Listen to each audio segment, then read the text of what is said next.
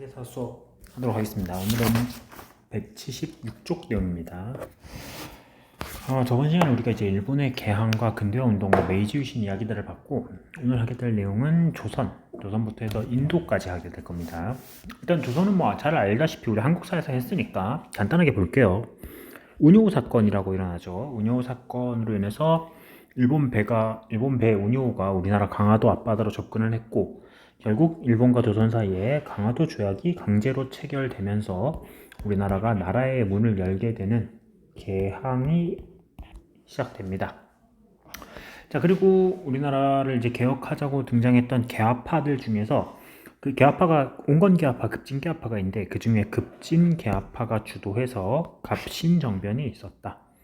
하지만 청나라가 개입을 하면서 이거를 진압해버리죠. 그리고 조선은 이제 청나라의 간섭이 점점 심해지는 상황인데 그 와중에 조선 농민들이 중심이 돼서 동학 농민운동이 있었다.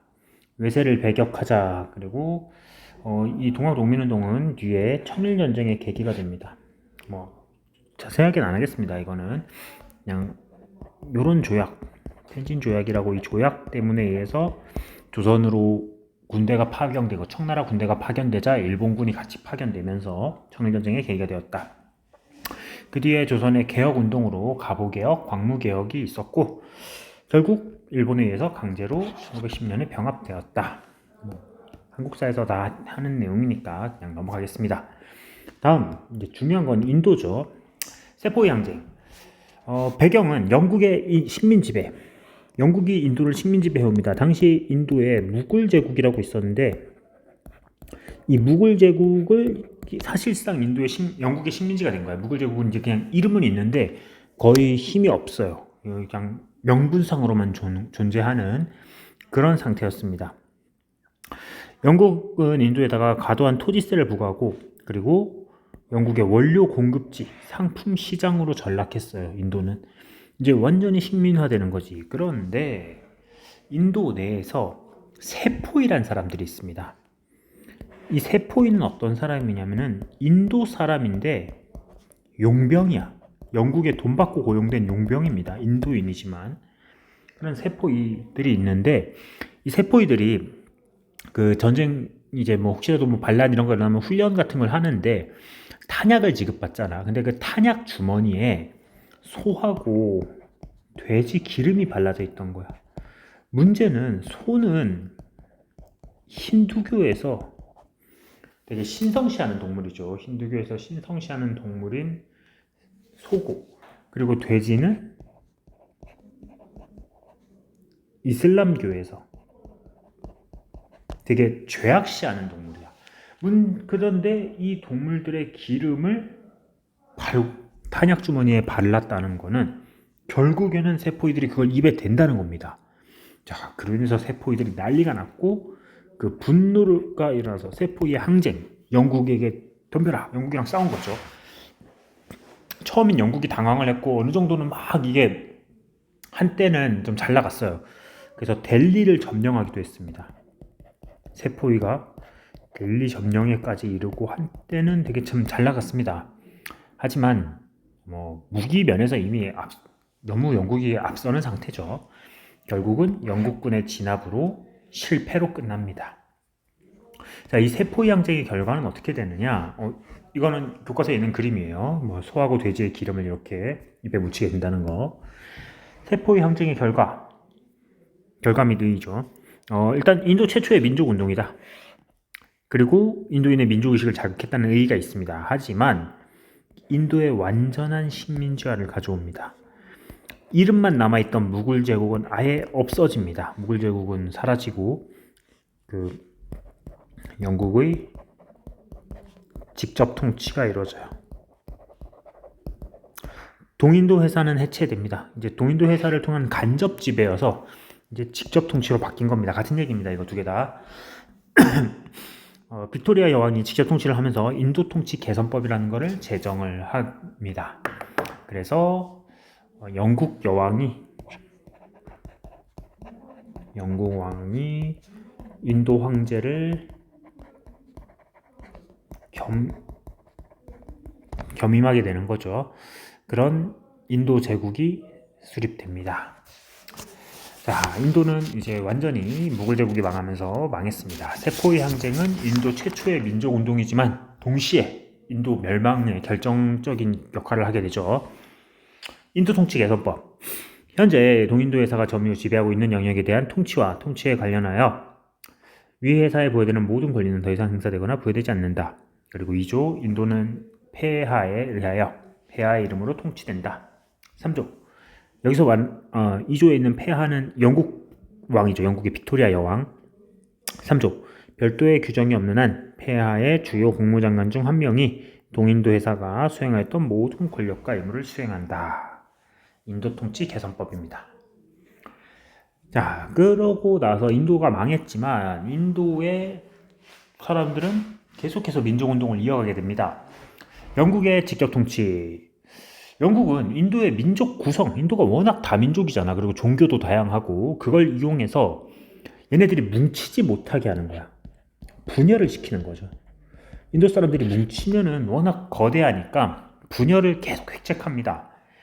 자, 보도록 할게요. 브라흐마 사마지 운동. 민족운동의 주체 형성이 있는데 브라흐마 사마지 운동이라는 거는 결국에는 브라흐마주의를 따르는 모임 뭐 이런 뜻이거든. 브라흐마주의를 따르는 모임. 그래서 힌두교의 순수한 교리로 돌아가자.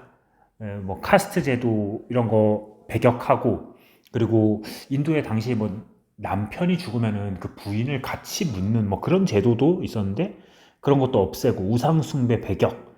결국에는 이건 전부 다 사회 개혁 운동이에요. 브라흐마 사마지 운동, 사회 개혁 운동이다.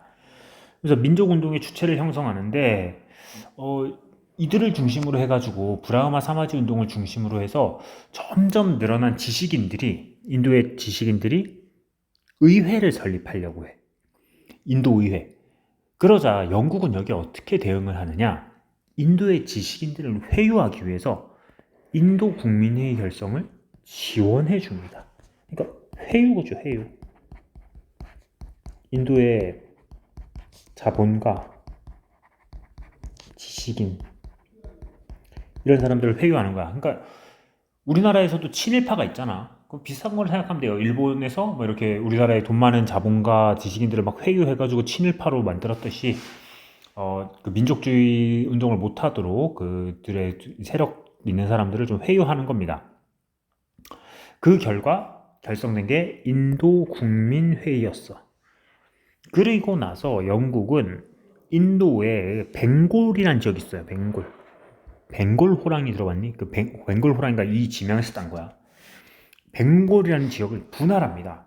여기가 땅이 워낙 넓어가지고 한 사람이 다스리기 어렵다. 그래서 분할 통치한다 라고 명목상 발표를 합니다. 동벵골하고 서벵골로 나눠서 통치하겠다 이거였는데, 실질적으로는 힌두교하고 이슬람교의 분열을 주장하는 거야. 인도 내에서 그 종교가 다르니까 힌두교랑 이슬람교를 분열하려고 합니다.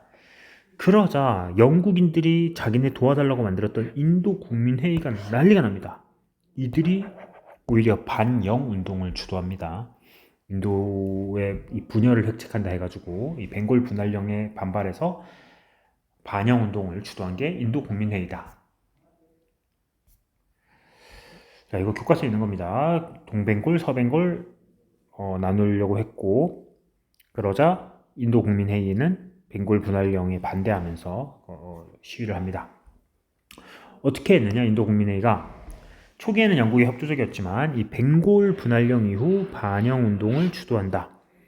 콜카타에서 대회를 열고 수아대시 운동이란 걸 여는데, 수아라지는 인도인의 자치, 인도 땅은 인도인이 다스리게 해달라, 자치운동. 그리고 수아대시는 국산품, 인도의 국산품 운동.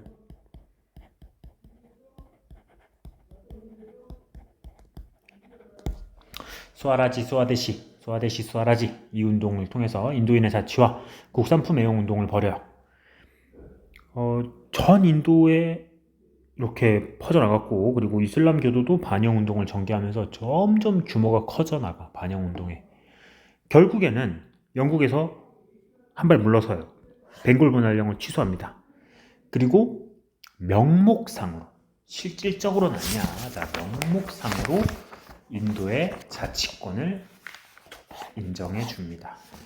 자, 이렇게 되면서 이제 영국이 한 발 물러서는 그런 결과를 가지고 왔습니다. 자,